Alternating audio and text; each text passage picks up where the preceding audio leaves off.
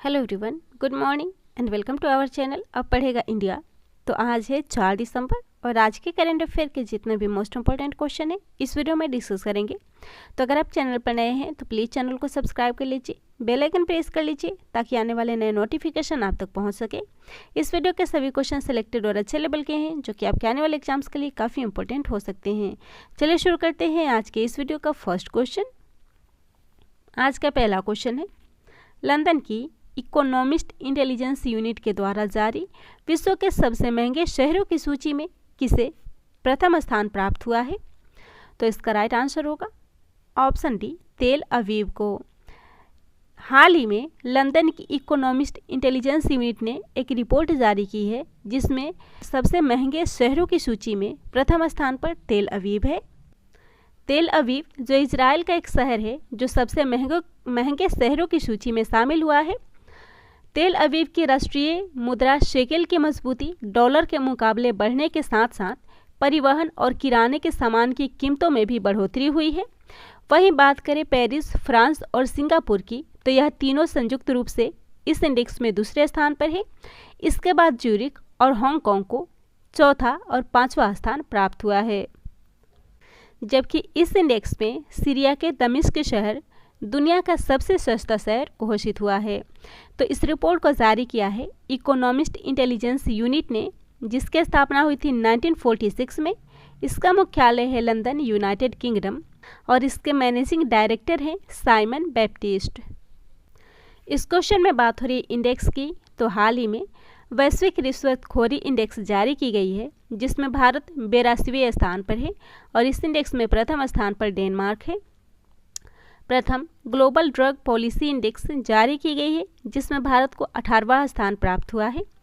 Global innovation index 2021 में Bharat 46वें rank पे है। फोर्ब्स द्वारा जारी विश्व के 10 सबसे ज़्यादा कमाई करने वाले एथलीटों में प्रथम स्थान पर कोनोर मैकग्रेगर हैं। वर्ल्ड बैंक द्वारा जारी report migration and development brief के अनुसार 2020 में सबसे ज़्यादा रेमिटेंसेस में भारत है। अगला क्वेश्चन है, कार्मिक राज्य मंत्री का नाम बताइए जिन्होंने हाल ही में पेंशन भोगियों के लिए अद्वितीय चेहरा पहचान तकनीक को लॉन्च किया है?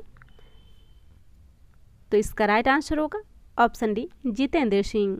हाल ही में जितेंद्र सिंह ने पेंशन भोगियों के लिए अद्वितीय चेहरा पहचान तकनीक को लॉन्च किया है और यह तकनीक पेंशन भोगियों के लिए जीवन प्रमाण पत्र के प्रमाण के रूप में कार्य करेगी। यह सेवानिवृत्त और बुजुर्ग नागरिकों के लिए जीवन की सुगमता को भी सुनिश्चित करेगी। इसी के साथ करेंट अफेयर के कुछ इंपॉर्टेंट पॉइंट्स हैं, जैसे कि हाल ही में राष्ट्रपति रामनाथ कोविंद जी के द्वारा स्वच्छ सर्वेक्षण पुरस्कार को वितरित किया गया है। रामनाथ कोविंद जी ने राज्यपालों की 51वें सम्मेलन को भी संबोधित किया है। हरदीप सिंह पुरी रानी लक्ष्मीबाई की प्रतिमा का अनावरण किया है। पीयूष गोयल ने भारत का अंतर्राष्ट्रीय व्यापार मेला का उद्घाटन किया है और अमित शाह ने दक्षिणी क्षेत्रीय परिषद की 29वीं बैठक की अध्यक्षता की है। अगला क्वेश्चन है, हाल ही में वर्ल्ड एथलेटिक्स ने किसे woman of the year award से सम्मानित किया है? तो इससे अंजू बॉबी जॉर्ज को सम्मानित किया गया है। इसका राइट आंसर होगा ऑप्शन सी, अंजू बॉबी जॉर्ज। तो भारतीय एथलीट अंजू बॉबी जॉर्ज को देश में प्रतिभा को संवारने और लैंगिक समानता की वकालत करने के लिए वर्ल्ड एथलेटिक्स के द्वारा woman of the year award से सम्मानित किया गया है। वे 2003 के संस्करण में लंबी कूद में कांस्य के साथ विश्व चैंपियनशिप में पदक जीतने वाली एकमात्र भारतीय हैं। वर्ष 2005 में IAF वर्ल्ड एथलेटिक्स फाइनल में स्वर्ण पदक जीते थे। वह 2013 में पेरिस में आयोजित विश्व एथलेटिक चैंपियनशिप में लंबी कूद में कांस्य पदक जीतने वाली पहली भारतीय एथलीट बनी थी और 2004 के ओलंपिक में वह 6ठे स्थान पर रही हैं। इसके अलावा 2002 में अर्जुन पुरस्कार, 2004 में पद्मश्री पुरस्कार और 2003 में खेल रत्न पुरस्कार से भी वह सम्मानित हुई हैं। 2021 में उन्हें सर्वश्रेष्ठ एथलीट की श्रेणी में BBC life time achievement award भी दिया गया है। अगला क्वेश्चन है, भारत पर्यटन विकास निगम के अध्यक्ष के रूप में किसे नियुक्त किया गया है? इसका राइट आंसर होगा ऑप्शन डी, संबित पात्रा को। हाल ही में संबित पात्रा भारत पर्यटन विकास निगम के अध्यक्ष के रूप में नियुक्त हुए हैं। इसके अलावा आईएएस अधिकारी जी कमला वर्धन राव को आईटीडीसी यानी कि इंडियन टूरिज्म डेवलपमेंट कॉरपोरेशन के प्रबंध निदेशक के रूप में नियुक्त किया गया है। भारत पर्यटन विकास निगम की बात हो रही है तो स्थापना 1 अक्टूबर 1966 को हुई थी और इसका मुख्यालय है नई दिल्ली। अगला क्वेश्चन है, भारत में आयोजित अंतर्राष्ट्रीय व्यापार मेले के 40वें संस्करण में किस राज्य ने स्वर्ण पदक जीता है? तो इस अंतर्राष्ट्रीय व्यापार मेले में बिहार ने स्वर्ण पदक जीता है। इसका राइट आंसर होगा ऑप्शन सी बिहार। तो केंद्रीय वाणिज्य और उद्योग मंत्री पीयूष गोयल ने दिल्ली के प्रगति मैदान में भारत अंतर्राष्ट्रीय व्यापार मेले के 40वें संस्करण का उद्घाटन किया है। यह भारत व्यापार संवर्धन संगठन के द्वारा आत्मनिर्भर भारत के विषय के साथ और वोकल फॉर लोकल के विचार को बढ़ावा देने के लिए आयोजित किया गया था। बिहार 40वें IITF का भागीदार राज्य है और फोकस राज्य उत्तर प्रदेश और झारखंड है। बिहार मंडप ने IITF 2021 में मधुबनी, मंजूषा कला, टेराकोटा, हथकरघा और राज्य के अन्य स्वदेशी उत्पादों जैसे कि हस्तशिल्प के माध्यम से राज्य की कला और सांस्कृतिक समृद्धि का प्रदर्शन करके स्वर्ण पदक जीता है। तो बिहार ने इसमें 6वां स्वर्ण पदक जीता है। बिहार की बात हो रही है, राजधानी है पटना, राज्यपाल है फागू चौहान, मुख्यमंत्री है नीतीश। विधानसभा सीट है 243 और राज्यसभा सीट है 16, लोकसभा सीट है 40। बिहार के उत्तर में नेपाल है, दक्षिण में झारखंड, पूरब में पश्चिम बंगाल और पश्चिम में उत्तर प्रदेश स्थित है। बात करें बिहार से जुड़े करेंट अफेयर की तो राज्य में पहला एक्वापॉनिक्स फार्म भोजपुर जिले में बनाया गया है। भारत के पहले ज्योतिष चिकित्सा OPD का शुभारंभ बिहार के दरभंगा में किया गया है। बक्सर में विकेंद्रीकृत जैव चिकित्सा अपशिष्ट भट्टी का उद्घाटन किया गया है और देश में भंडारण प्रणाली शुरू करने वाला यह पहला राज्य है। देश का पहला राष्ट्रीय डॉल्फिन अनुसंधान केंद्र यहाँ स्थापित किया गया है और नेशनल विधान एप्लीकेशन लागू करने वाला भी यह पहला राज्य है। अगला क्वेश्चन है, हॉर्नबिल महोत्सव का कौन सा संस्करण नागा के विरासत गांव किसामा में मनाया गया है? तो इसका हाल ही में 22वां संस्करण मनाया गया है। इसका राइट आंसर होगा ऑप्शन डी 22वां। तो नागालैंड के सबसे बड़े सांस्कृतिक आयोजन हॉर्नबिल फेस्टिवल ने नागा हेरिटेज गांव किसामा में एक ही छत पर पारंपरिक संगीत, नृत्य और समकालीन की रंगीन प्रस्तुतियों के साथ शुरुआत की है। यह हॉर्नबिल उत्सव का 22वां संस्करण है। नागालैंड के 6 जिलों में इसे मनाया जाएगा। नागालैंड की बात हो रही है तो स्थापना 1 दिसंबर 1963 को हुई थी। राजधानी है कोहिमा, मुख्यमंत्री नेफ्यू रियो है और मुख्य न्यायाधीश है सुधांशु धुलिया। बात करें नागालैंड के जुड़े करेंट अफेयर की तो 56वीं नेशनल क्रॉस कंट्री चैंपियनशिप की मेजबानी इसके द्वारा की जाएगी। यहाँ के नागा खीरा को GI टैग मिला है। अंतर्राष्ट्रीय पर्यटन मार्ग का शुभारंभ किया गया है और राज्य की पुलिस ने call your cop mobile application को लॉन्च किया है। अगला क्वेश्चन है, मैग्डेलेना एंडरसन किस देश की पहली महिला प्रधानमंत्री चुनी गई हैं? तो वे हाल ही में स्वीडन की पहली महिला प्रधानमंत्री बनी हैं। इसका राइट आंसर होगा ऑप्शन ए स्वीडन। तो स्वीडन के पूर्व वित्त मंत्री और सोशल डेमोक्रेटिक पार्टी की इवा मैग्डेलेना एंडरसन वहाँ की प्रधानमंत्री बनी है। इससे पहले उन्होंने 24 नवंबर 2021 को PM के रूप में उन्हें चुना गया था, लेकिन बाद में गठबंधन सहयोगी के द्वारा सरकार छोड़ने और बजट पारित होने में विफलता के कारण उन्होंने अपने पद से 12 घंटे बाद ही इस्तीफा दे दिया। स्वीडन की संसद को रिक्सडैग के नाम से जाना जाता है और महिला प्रधानमंत्री पाने वाला स्वीडन अंतिम नॉर्डिक देश है। स्वीडन की बात हो रही है तो राजधानी है स्टॉकहोम और करेंसी है स्वीडिश क्रोना।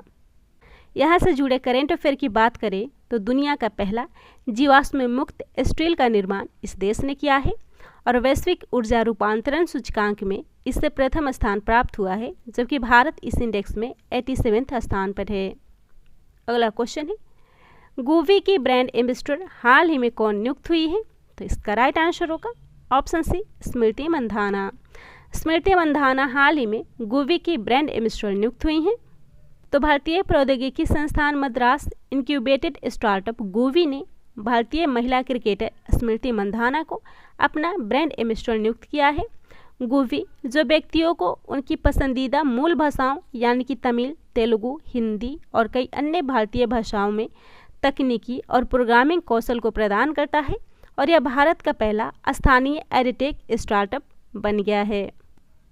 इस क्वेश्चन में ब्रांड एम्बेसडर की बात हो रही है, तो हाल ही में Ranveer Singh crypto currency exchange coin switch Kuber के ब्रांड एम्बेसडर बने हैं। विराट कोहली फायरबोल्ट के ब्रांड एम्बेसडर के रूप में चुने गए हैं। अमृतांजन हेल्थ केयर के नए ब्रांड एम्बेसडर मीराबाई चानू और बजरंग पुनिया को बनाया गया है। उत्तर प्रदेश के वन डिस्ट्रिक्ट वन प्रोडक्ट की ब्रांड एम्बेसडर कंगना रनौत बनी है, और क्रिप्टो एक्सचेंज क्वाइन DCX के ब्रांड एम्बेसडर अमिताभ बच्चन बनाए गए हैं। अगला क्वेश्चन है, 2023 में कौन सा देश पहली बार G20 शिखर सम्मेलन की मेज़बानी करेगा? तो इसकी मेज़बानी भारत करेगा। इसका राइट आंसर होगा ऑप्शन बी, भारत। भारत जो 1 दिसंबर 2022 को इंडोनेशिया से G20 की अध्यक्षता ग्रहण करेगा, और 2023 में यह देश पहली बार G20 नेताओं के शिखर सम्मेलन की मेज़बानी करेगा।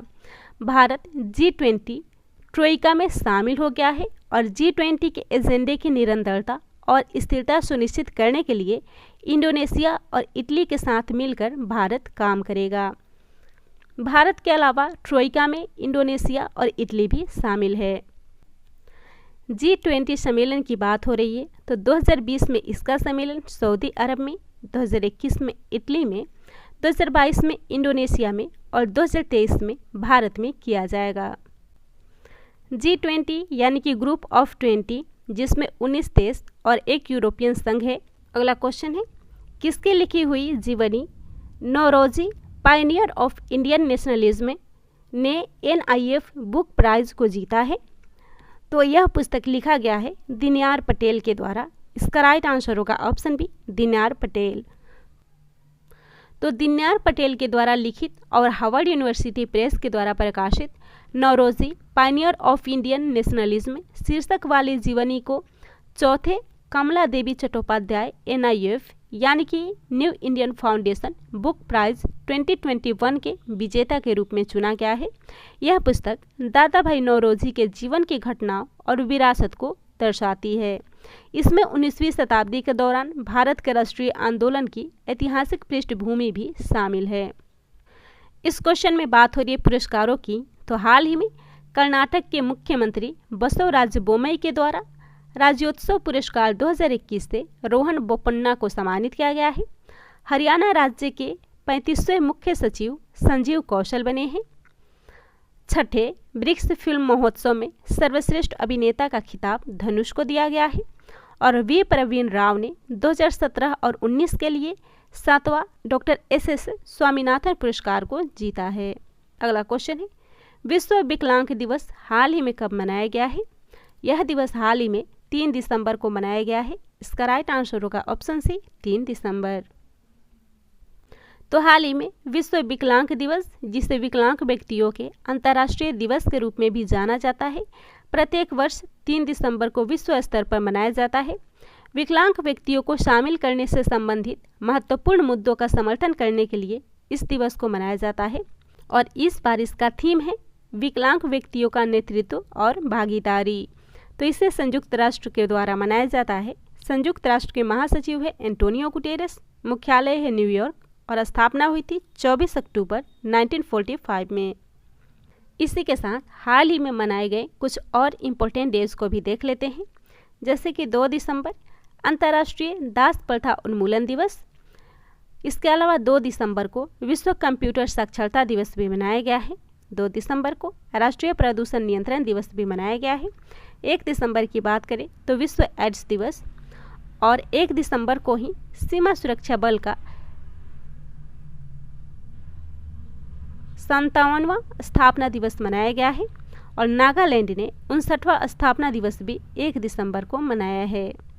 अगला क्वेश्चन है, हाल ही में RBI ने रिलायंस कैपिटल के प्रशासक के रूप में किसे नियुक्त किया है?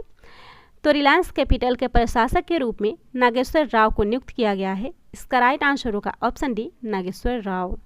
आरबीआई ने रिलायंस कैपिटल लिमिटेड, जो कि एक गैर बैंकिंग वित्तीय कंपनी है, जिसके निदेशक मंडल को आरबीआई अधिनियम 1934 की धारा 45I फर्स्ट के तहत प्रदत्त अपनी शक्ति का प्रयोग करके हटा दिया गया है। और इस बैंक ने नागेश्वर राव वाई, जो कि बैंक ऑफ महाराष्ट्र के पूर्व कार्यकारी निदेशक हैं, आरबीआई अधिनियम की धारा 45I2 के तहत कंपनी के नए प्रशासक के रूप में नियुक्त किया है। रिलायंस कैपिटल की बात हो रही है तो इसके सीईओ हैं जय अनमोल अंबानी। मुख्यालय है सांता क्रूज, मुंबई, महाराष्ट्र। और इसके संस्थापक हैं धीरूभाई अंबानी और इसकी स्थापना हुई थी 5 मार्च 1986 को। अगला क्वेश्चन है, हाल ही में कैरेट यानी कि कॉपरेशन एफ्लोट रेडिनेस एंड ट्रेनिंग समुद्री अभ्यास को किन 2 देशों के बीच आयोजित किया गया है? तो यह अमेरिका और बांग्लादेश के बीच आयोजित हुआ है। इसका राइट आंसर होगा ऑप्शन सी, ए और बी दोनों। कैरेट समुद्री सैन्य अभ्यास क्षेत्रीय सहयोग को बढ़ावा देने और संबंधों को सुधार के लिए शुरू किया गया था। 2011 से बांग्लादेश इस नौसैन्य अभ्यास में भाग ले रही है और इस वर्ष यह समुद्री अभ्यास अपना 27वां वर्षगांठ मना रहा है। इस क्वेश्चन में बात हो रही है सैन्य अभ्यास की। तो हाल ही में ब्राइट स्टार अभ्यास मिस्र में मनाया गया है, जो मिस्र में हर 2 साल में एक बार आयोजित किया जाता है। इस वर्ष के अभ्यास में अमेरिका सहित 21 देशों ने इसमें भागीदारी की है। वही द्विपक्षीय नौसैन्य अभ्यास सिम्बेक्स का 28वां संस्करण भारत और सिंगापुर के बीच संपन्न हुआ है, जबकि अभ्यास जयपुर 21 में Mongolia, Armenia, Kazakhstan, Tajikistan, Kyrgyzstan, Serbia, रूस, भारत और बेलारूस सहित 17 देशों ने भाग लिया है। शेयर्ड डेस्टिनी 2021 बहुराष्ट्रीय शांति अभ्यास में मंगोलिया, थाईलैंड, चीन, पाकिस्तान के बीच आयोजित किया गया था।